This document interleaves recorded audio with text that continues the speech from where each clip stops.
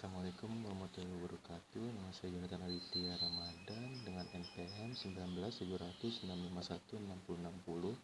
Dalam presentasi kali ini saya akan menjelaskan sistem penunjang keputusan UAS dari mata kuliah pengelolaan sistem komputer kelas R01.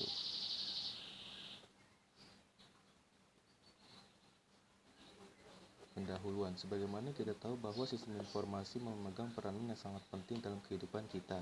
Sebagai salah satu contohnya, kita dapat melihat manajer dari perusahaan-perusahaan yang ada dapat memperoleh sejumlah informasi yang sangat penting dengan adanya sistem informasi. Pada dasarnya, sistem informasi terbagi menjadi beberapa bagian, misalnya sistem informasi akuntansi, sistem informasi manajemen, dan sebagainya. Secara garis besar, sistem yang disesuaikan untuk kebutuhan informasi dari sejumlah manajer. Dalam banyak kasus, informasi ini kurang memadai untuk memecahkan permasalahan spesifik. Oleh karena itu, sistem pendukung keputusan dibuat secara untuk memenuhi kebutuhan ini.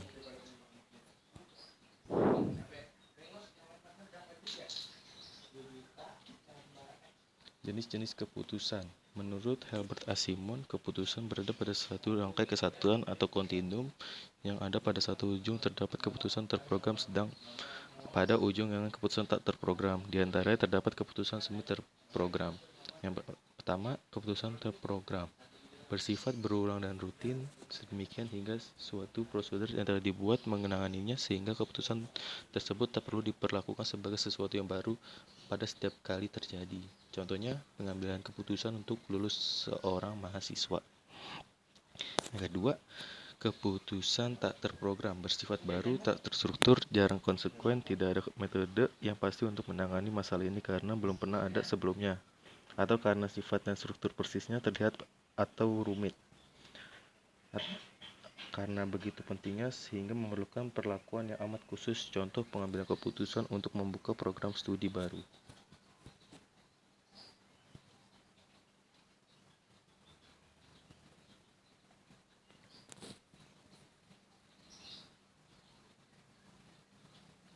Sistem pendukung keputusan. Ada sistem keputusan terprogram. Pertama, berulang dan rutin, ada prosedur dan keputusan, tidak sebagai sesuatu yang baru.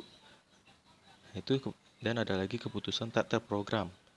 Yang pertama dia baru dan dia tidak terstruktur, tidak ada metode yang pasti atau belum pernah ada sebelumnya, dan struktur rumit atau strukturnya pun bisa jadi tidak ada.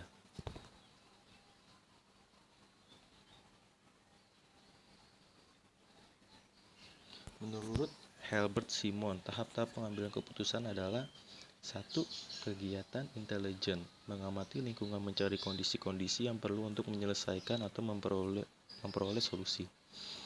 Yang kedua, kegiatan merancang, menemukan, mengembangkan, dan menganalisis berbagai alternatif tindakan yang mungkin. Yang ketiga, kegiatan memilih satu alternatif atau rangkaian tindakan tertentu yang telah didapat atau tersedia. Yang keempat, kegiatan mereview, menilai pilihan-pilihan yang ada atau yang lalu. Konsep SPK. Dalam suatu perusahaan, maka SPK menerapkan hal-hal sebagai berikut. Yang pertama, sifat dasar persaingan antar perusahaan, menghapus penggunaan dukungan pengambilan keputusan yang terkomputerisasi.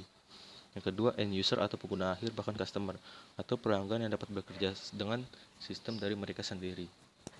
Yang ketiga, sistem didasarkan pada data yang terorganisasikan. Dalam suatu data warehouse, ini memudahkan pemrosesan maupun manipulasi oleh pengguna akhir. Yang keempat, teknologi utama diberikan layanan dukungan, yaitu ada 2, DDS dan ACE. DDS yang mendukung manajer dan analis pemasaran dalam membuat keputusan. ACE adalah yang membantu top manager memonitor dan mendefiniasi masalah dan peluang.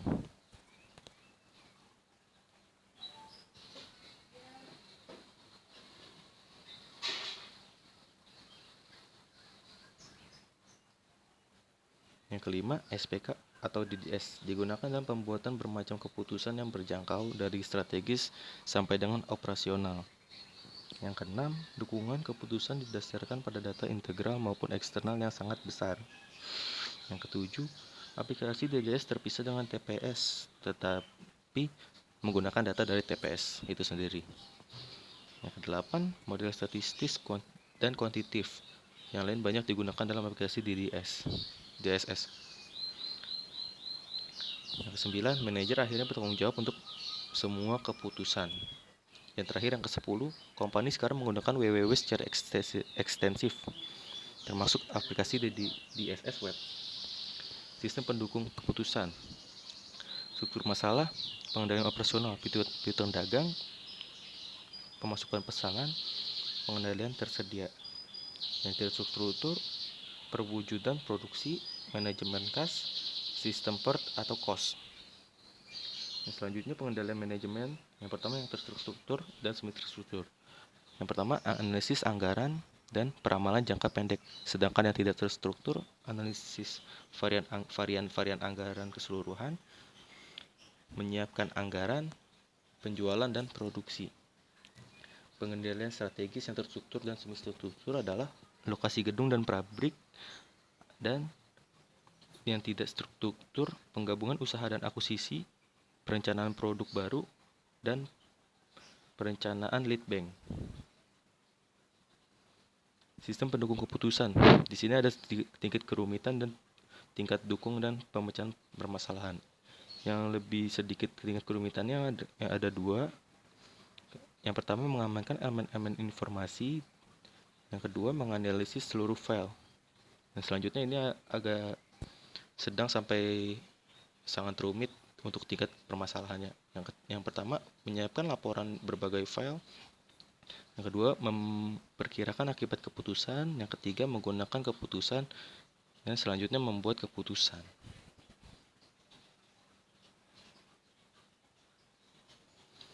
Perintis yang lain dari DSS adalah Peter Giweikin yang bekerja sama dengan Scott Morton memperoleh bahwa di DSS harusnya yang pertama membantu manajer membuat keputusan untuk memecahkan semi struktur.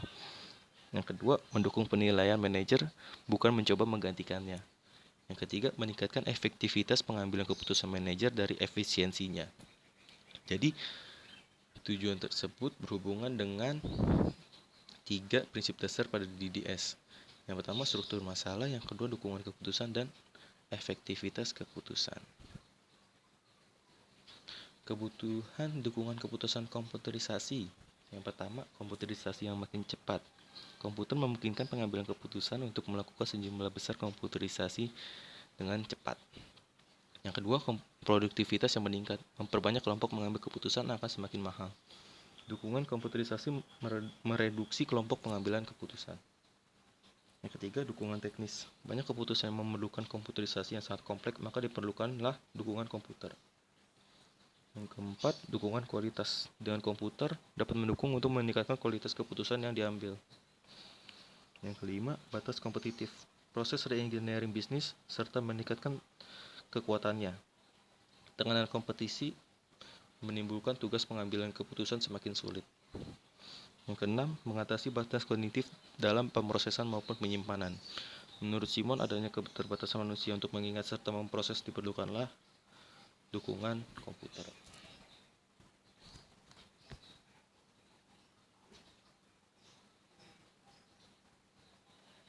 Sekian dari saya. Mohon maaf jika ada kata-kata yang kurang. Assalamualaikum warahmatullahi wabarakatuh.